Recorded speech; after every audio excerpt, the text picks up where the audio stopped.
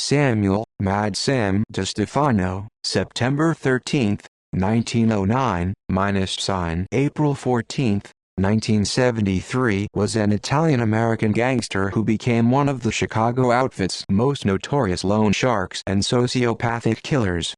Chicago-based Federal Bureau of Investigation (FBI) agents, such as William F. Romer, Jr., considered DeStefano to be the worst torture murderer in the history of the United States. The outfit used the mentally unstable and sadistic DeStefano for the torture murders of Leo Foreman and Arthur Adler, the murder of DeStefano's younger brother, Michael DeStefano, an outfit enforcer, and many others. However, due to DeStefano's deranged mental state, the outfit never let him become a made man. At least one outfit insider, Charles Grimaldi, claimed DeStefano was a devil worshipper. Early years. Samuel DeStefano, Jr. was born in Streator, Illinois, into the Italian-American family of Samuel DeStefano, Sr., and Rosalie DeStefano, née Brasco, both of whom had been born in Italy and had immigrated to the United States in 1903. DeStefano, Sr., was a laborer and, later on in life, a grocer and real estate salesman who died of natural causes in 1942, at age 77. Rosalie was a housewife, who throughout her life was supported by the contributions of her children. She died in October 1960. In all, the DeStefanos had 7 children, 3 sons and 4 daughters. Not long after his birth, Sam DeStefano and his family moved to Herrin, Illinois, where his father worked in the local coal mine. After the labor-related turmoil surrounding the Herrin massacre, the DeStefano family moved north to Chicago's Little Italy. One of the earliest reports on DeStefano is from September 12, 1926, when he was arrested in Chicago and turned over to the Niles Police Department as a fugitive for breaking out of jail. On July 1, 1927, several hundred West Side Gang members showed up threatening violence against a police sergeant for arresting DeStefano and shooting DeStefano's associate Harry Cosgrove.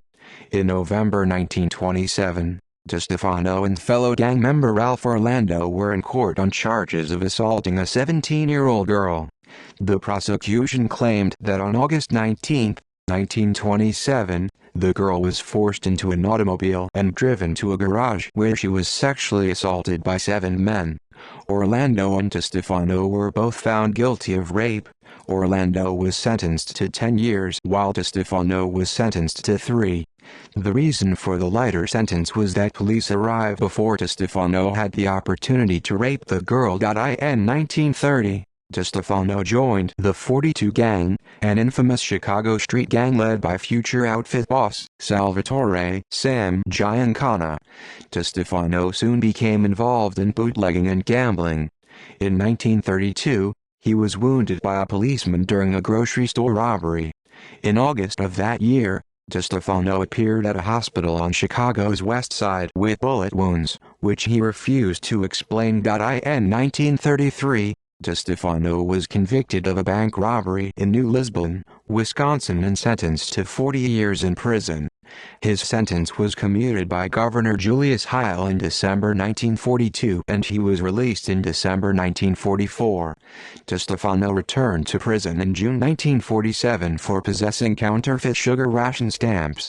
While in Leavenworth Federal Penitentiary in the 1940s, DeStefano met outfit members Paul Ricca and Louis Campagna. Later in 1947, DeStefano was released and obtained a civil service job in Chicago as a garbage dump foreman. In 1952, city officials discovered DeStefano had omitted his criminal record from his civil service application. However, they chose not to prosecute him. He married his wife Jeannie Rose Weldron in a private New York ceremony in 1932. He was known to be abusive and controlling towards his wife, often beating or raping her if she didn't do exactly as he asked. At one point he kidnapped a man at gunpoint and forced him to rape Jeannie.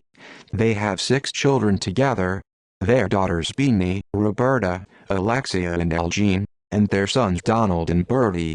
All went into hiding after their father's death. Crimes. political fixing. During the early 1950s, DeStefano became one of the most prominent loan shark operators in Chicago. Using stolen money from his days as a bank robber, DeStefano began investing in Chicago real estate. He bought a 24-suite apartment building and used the rent money as legitimate income to bribe local aldermen and other politicians. By the mid-1950s, DeStefano's influence extended to city officials, prominent judges, and law enforcement officers. DeStefano would brag there wasn't any case he couldn't fix, and began offering his services accordingly. His fees ranged from $800 for fixing a robbery case to $1,500 for an assault case. DeStefano allegedly fixed a first-degree murder case for $20,000. DeStefano's arrangements became so routine, corrupt police officers would escort suspects to DeStefano's house. After DeStefano paid off the cops, the suspects would be put on the juice to DeStefano in exchange for his assistance. Loan sharking. By the early 1960s, DeStefano was a leading loan shark for the outfit. DeStefano's loan shark victims included politicians, lawyers, and small-time criminals. By the end of the decade, DeStefano was charging 20% to 25% a week in interest. DeStefano would accept very high-risk debtors, such as drug addicts or businessmen who had already defaulted on previous debts. The reason was simple. DeStefano enjoyed when debtors did not pay on time, since he could then bring them to the soundproof torture chamber he'd built in his basement. Other gangsters said the sadistic DeStefano would actually foam at the mouth while torturing his victims. From time to time, DeStefano would also kill debtors who owed him small sums just to scare other debtors into paying their bigger debts. DeStefano would give his loan shark victims presents, such as a gold watch with his name engraved on the back, so that if he had to kill his victim and the police accused him, he could use the watch as proof of how close he was to the victim and why he could never have killed him. He wore thick black-rimmed glasses, making people believe he couldn't see without them, when in truth he could see everything that was going on and would take mental notes on how people operated. Under normal circumstances, the outfit would have distanced itself from DeStefano due to his sadistic, irrational behavior. However, the bosses tolerated DeStefano because he earned them a great deal of money. DeStefano was such a successful earner, Giancana and Tony Accardo invested some of their own money into DeStefano's loan sharking operations. Following a negative report in the Chicago Tribune by reporter William Doherty, DeStefano assaulted Doherty, chased him with a gun, threatened his family, and finally broke the windows on Doherty's nearby parked car. Acts of violence. In November 1963, DeStefano had a violent argument with Leo Foreman, a real estate agent and one of DeStefano's juice loan collectors, in Foreman's office. DeStefano was physically ejected by Foreman from his office, and then he went into hiding. Later on, DeStefano underlings Tony Spilotro and Chuck Grimaldi contacted Foreman and said DeStefano wanted to let bygones be bygones. Foreman was lured to DeStefano's brother's house and was murdered soon after. In another incident, Peter Capoletti, a collector for DeStefano, fled Chicago with $25,000 from a loan shark victim. DeStefano's men located Capoletti in Wisconsin and brought him back to Chicago. DeStefano chained Capoletti to a radiator and tortured him for 3 days. While a banquet was going on, Capoletti was secretly being tortured in the back of the restaurant. "Kill me, man, please, I'm on fire," Capoletti implored, to which DeStefano replied, "Then we need to put the fire out," before having his men drag the severely burned Capoletti into the dining area and forcing the man's family to urinate on him in unison. Following the banquet, the family quickly paid back the stolen money. Behavior. In January 1950, DeStefano bought a new car, in which police later spotted him driving around with a sign on it, reading, "This is a lemon." To make sure everyone would notice it, he also festooned the car with grapefruits. DeStefano's reason for this was because that he thought he had bought a bad car and wanted the world to know it. In 1962, DeStefano was arrested after he tried to represent Vito Zaccagnini in a forgery trial in Rockford, Illinois. He later demanded the names of all employees in the state's attorneys and sheriff's offices so that they could be called as witnesses at his subsequent trial. During another court date in Rockford, when he was serving as his own lawyer as was his practice, he confused everyone in the courtroom when he approached the jury and asked, "Have you ever seen an elephant?" Moments later, DeStefano suddenly changed his plea to guilty, telling the jury, "Something had come to light that I had not known before." The jury found him guilty and fined him $100 for disorderly conduct. He would say it was his dream in life to own a pig farm so he could feed his victims to the pigs. He even drove to pig farms just to watch them for hours. According to hitman turned informant Charles Grimaldi, DeStefano once forced his wife Anita to take his gun and put the end of the barrel in her mouth, then demanded that she pull the trigger. When she pulled the trigger and the gun didn't go off, DeStefano began to laugh and told her he had removed the bullets. He would tell this story repeatedly to his mob associates for amusement. FBI agent William F. Romer wrote of going to DeStefano's house to question him about mob business, saying that several times, DeStefano would walk down the stairs in his pajamas, exposing himself. Often DeStefano's wife would serve the agents coffee and the agents would comment that the coffee had a unique taste to it. DeStefano would claim that the coffee was made from special Italian coffee beans that his wife brewed. Months later, Romer found out DeStefano had been urinating in the coffee before serving it to the agents. Romer wrote that he could never drink coffee again. DeStefano's partner in the drug-dealing business was road cop Tommy Dorso. Dorso said he once saw DeStefano roll on the floor, with spit running from his mouth, begging Satan to show him mercy and screaming over and over again, "I'm your servant. Command me." Once, while riding in his car, DeStefano saw a man walking down a Chicago street.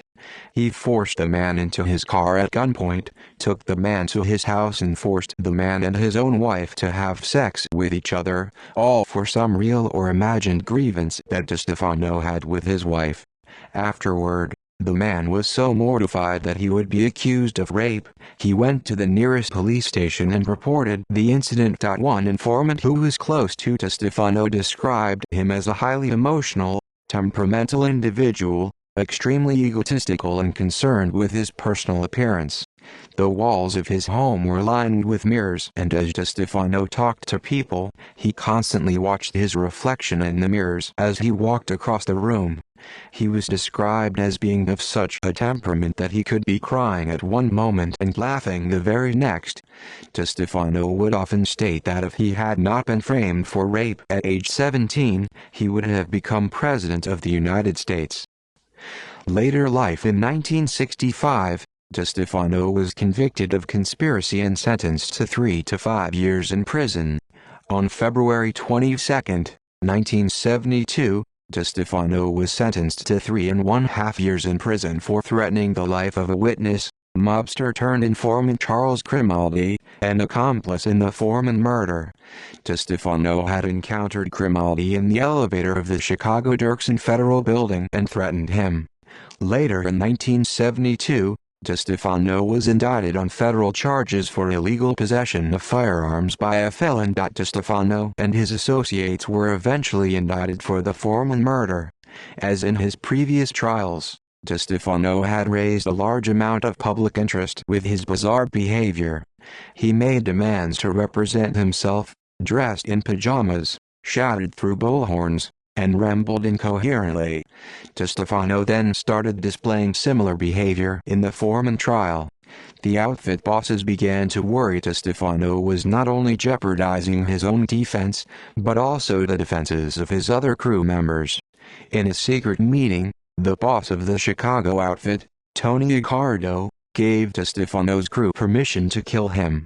On April 14, 1973, it was presumed that DeStefano was to have met with his brother, Mario Anthony DeStefano, and associate Tony Spilotro in the garage of his Galewood neighborhood home, in the 1600 block of North Sayre Avenue.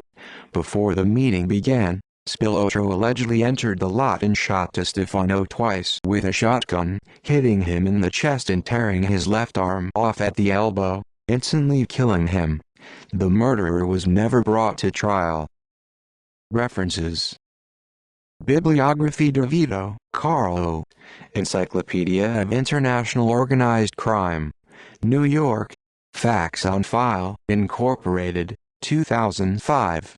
ISBN 0-8160-4848-7. Kelly, Robert J. Encyclopedia of Organized Crime in the United States. Westport, Connecticut. Greenwood Press, 2000. ISBN 0-313-30653-2. Sifakis, Carl. The Mafia Encyclopedia. New York. DeCapo Press, 2005. ISBN 0-8160-5694-3. Dark, Tony. A Mob of His Own. Samuel Mad Sam DeStefano and the Chicago Mob's Juice Rackets. HH Productions, Chicago, 2008. ISBN 978-0-615-17496-9. McGlusky, Norma. Decade of Fear, Lulu.com, Laverne, Tennessee, 2010. ISBN 978-0-557-44970-5. Further reading: a report on Chicago crime. Chicago Crime Commission Reports, 1954-1968. Chiaka, Alendo Romeo. Mobsters and Thugs. Quotes from the Underworld. Toronto, Guernica Editions, 2000. ISBN 1-55071-104-0. External links: Mad Sam DeStefano, The Mob's Marquis de Sade, Part 1 by Alan May. The Free Information Society. Sam DeStefano biography by Jonathan Dunder. FindAgrave.com. Sam, Mad Sam DeStefano. Mad Sam by John William Tuahi.